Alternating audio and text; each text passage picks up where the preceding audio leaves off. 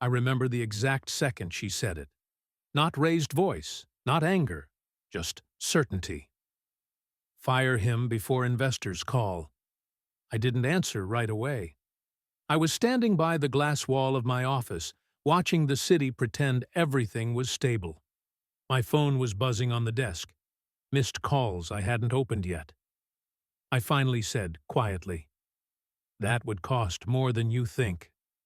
She looked at me like I was already late, like the damage had already begun. That's when I realized this wasn't a management problem anymore. It was a timing problem, a loyalty problem. And whatever I chose in the next few hours would leave a mark that wouldn't fade. On the company, on my reputation, and on the one relationship I had convinced myself was untouchable. By the time this happened, I had been building companies for almost 3 decades.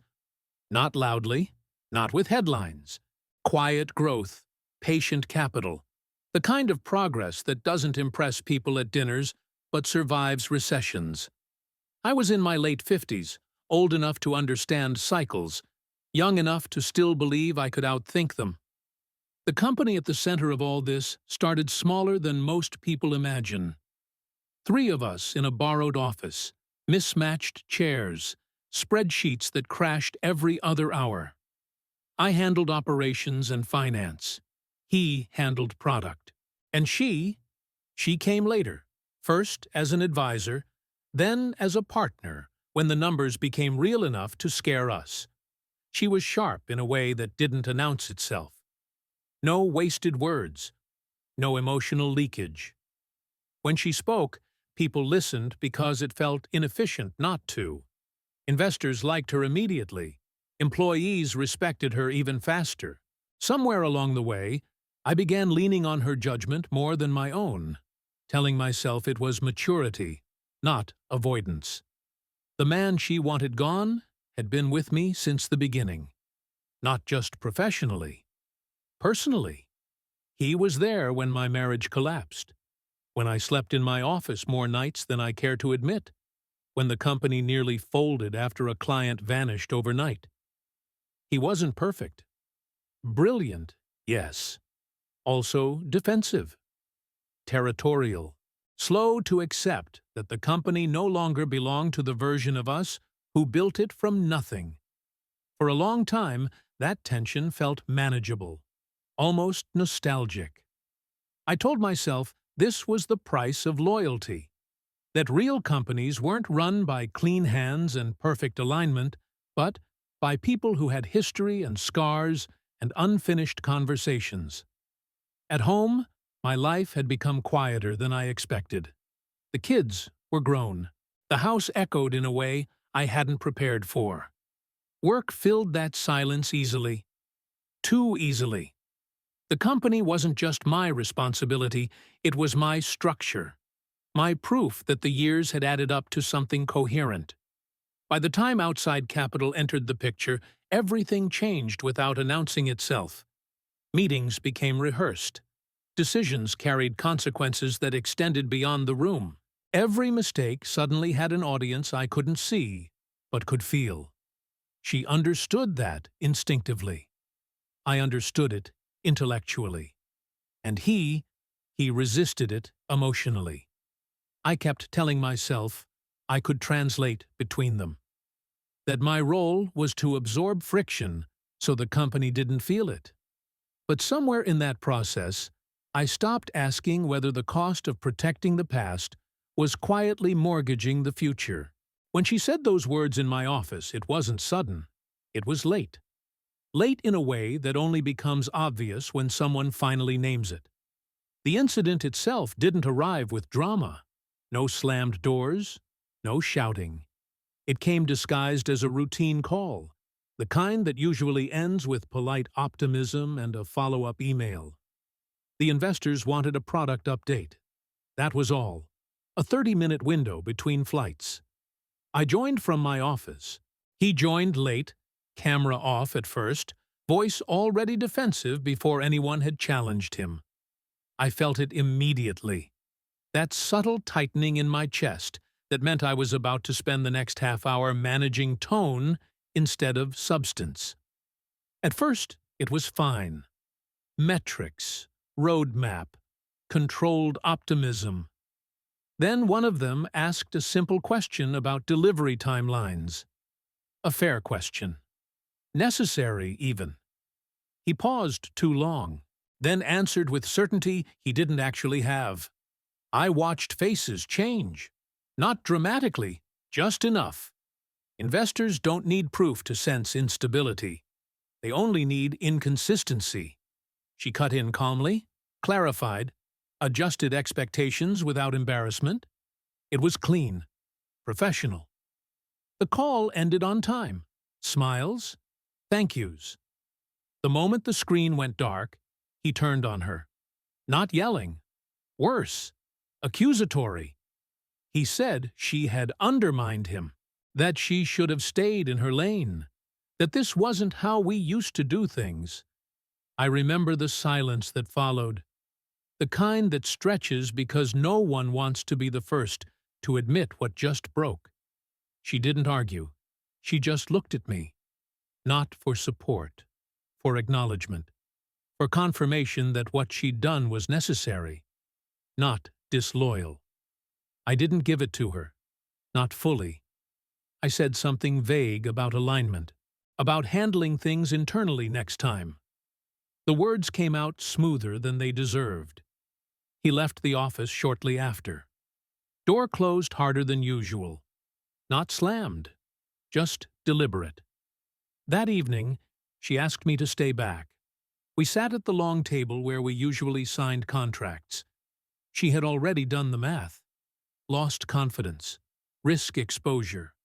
What a single unpredictable executive could cost us once diligence began. This can't go on, she said. Not with money coming in. I defended him, reflexively. History spilled out of me like currency I still believed held value. What he'd built, what he'd sacrificed, how much of the company's DNA carried his fingerprints. She listened, patient. Then she said the line that reframed everything. Loyalty doesn't scale. That was the moment I understood the decision wasn't about performance anymore. It was about identity, about whether this company belonged to its future obligations or its past promises. I told her I needed time. She nodded, but her eyes didn't soften. That night, alone in my office, I pulled up internal emails I hadn't reread in years. Early optimism, inside jokes, plans written by people who didn't know how big consequences could become. By morning, the investors had sent a follow-up, polite, interested, asking for governance clarity. That was the point of no return. Not because of what they asked, but because I knew, with painful clarity, that whatever I chose next would permanently define whose trust I was willing to lose. Once the decision entered the room, even unspoken, everything began to lean toward it. Emails read differently. Meetings carried a residue of tension that no agenda could smooth over. I found myself measuring conversations not by what was said, but by what might later be repeated. He noticed the shift before anyone named it. He started CCing me on messages that never used to include me. He lingered after meetings, explaining choices no one had questioned. The confidence that once felt earned now sounded rehearsed, like he was arguing with an invisible jury. I told myself this was temporary. That pressure made people strange. That once the funding closed, once the structure settled, he'd adapt. That history still counted for something in a room full of spreadsheets. But pressure doesn't reveal character. It removes insulation. Small issues began stacking. A missed internal deadline. A comment to a junior engineer that came back to me stripped of context and heavier than intended. A refusal to document decisions because we never used to need that. Each one, on its own, was survivable. Together, They formed a pattern I could no longer pretend I didn't recognize. She stayed measured throughout, never pushed, never repeated her demand. She simply adjusted her behavior around him. Fewer direct interactions, clearer paper trails, a quiet insulation that signaled preparation, not hostility. She was already managing risk. I was still managing emotion. At night, I ran scenarios in my head like bad simulations. If I kept him, investors would eventually notice the cracks. Not explosively, gradually. Confidence erodes softly. If I let him go, the cost would be immediate and personal. Severance, legal exposure, and the unspoken message to everyone else that no one was grandfathered in. I began waking up earlier, not from stress exactly, but from the sense that time was no longer neutral. Each day without action felt like a choice I was making by omission. Then came the board prep. We needed to present a clean leadership structure. Clear roles, clear authority. He sent me his slide revisions late the night before. They reframed ownership in ways that hadn't been discussed. Not aggressively, subtly. Enough to suggest a version of reality that benefited him if left unchallenged. I stared at the screen longer than necessary. This wasn't sabotage. It was preservation. The kind that becomes dangerous when circumstances change. The next morning, she caught it immediately. She didn't confront him. She sent me a message instead. One sentence. If this goes out, I won't be able to defend it. That landed harder than any ultimatum, because it wasn't about control. It was about consequence. The meeting itself was tense, but contained. We corrected the slides, smoothed the language. No one outside the room knew how close it had come to fracture. But afterward, something shifted inside me. A quiet admission I hadn't allowed before. I wasn't protecting the company by keeping him. I was protecting myself from grief. Grief for the version of us that built something from nothing. Grief for the idea that loyalty, once given, could be permanent without becoming corrosive. That afternoon, he asked if everything was okay. Casual, almost hopeful. I said yes, and hated myself for how easily the word came out, because by then, I knew. The situation wasn't escalating because of conflict. It was escalating because I was delaying an ending that had already arrived. The final moment didn't come in the boardroom. It came in a smaller space, without witnesses, which somehow made it heavier. I asked him to come into my office late in the afternoon, after most people had left. The light was already thinning, turning the glass walls into mirrors.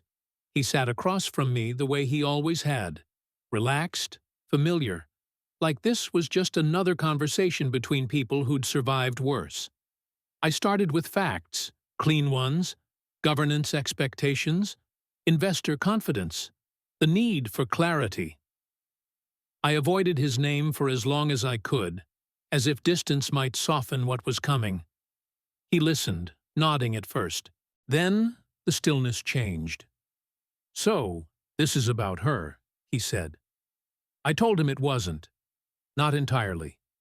That would have been a lie, and I was tired of carrying those.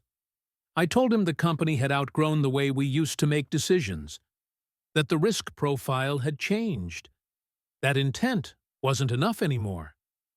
He leaned back, exhaled slowly, and for the first time, he looked older than me. "You're choosing optics over people," he said. Not angrily, just stating it, like a diagnosis. I wanted to argue, to explain nuance, to tell him how much he mattered, how much this cost me. But every justification sounded like self-protection once it formed in my mouth. So I told him the truth I'd been avoiding. I'm choosing responsibility over history. The words settled between us.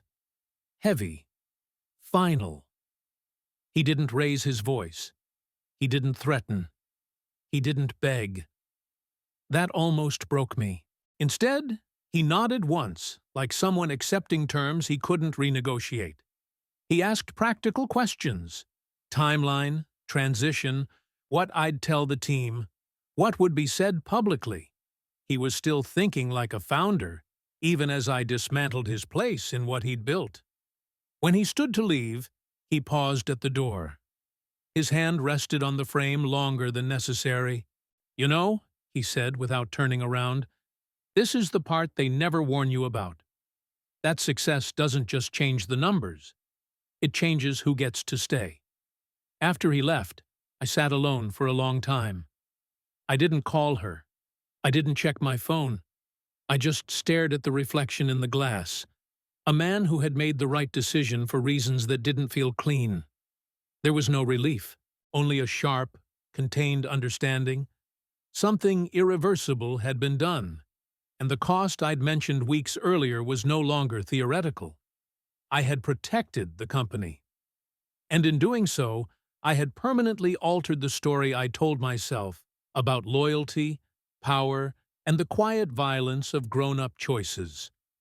The company didn't collapse after that. If anything, it stabilized.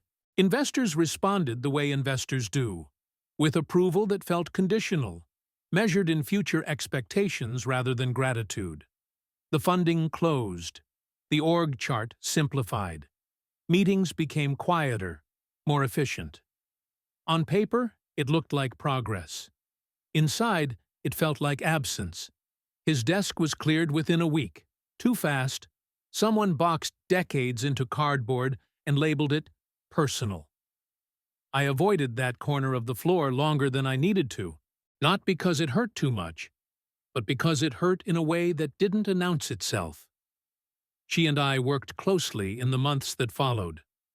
Respect deepened. Trust sharpened. We never spoke about that afternoon again. We didn't need to. The company moved forward on decisions that could no longer be postponed. Strategy hardened. Responsibility became less abstract. And yet, some nights, when the building was empty and the city hummed below, I found myself opening old files, early pitch decks, handwritten notes scanned into PDFs, evidence of a time when choices were made by instinct instead of obligation. I understood then that this wasn't just a business decision. It was a personal story, a real-life experience about timing, consequence, and the quiet way power rearranges relationships, about how responsibility doesn't arrive with instructions, only wait. At home, the silence felt different, less full, less useful. I started leaving the office earlier, not because I wanted to, but because there was no longer a reason to stay late proving something to myself. Months later, I ran into him by chance. Brief, polite. We spoke about neutral things, weather, travel. The past stayed sealed, not out of bitterness, but because neither of us knew how to reopen it without changing its shape. As for me, I carried on. Not lighter, clearer. I learned that loyalty doesn't disappear when it's no longer rewarded. It transforms, sometimes into memory, sometimes into regret, sometimes into a private reckoning you never share, because no one asks. I don't tell this story as a lesson. There's no clean moral, just the truth of it. Success demanded a decision I couldn't delegate. And even now, when I look back, I don't wonder if I chose correctly. I wonder who I would have been if time had allowed me to choose differently.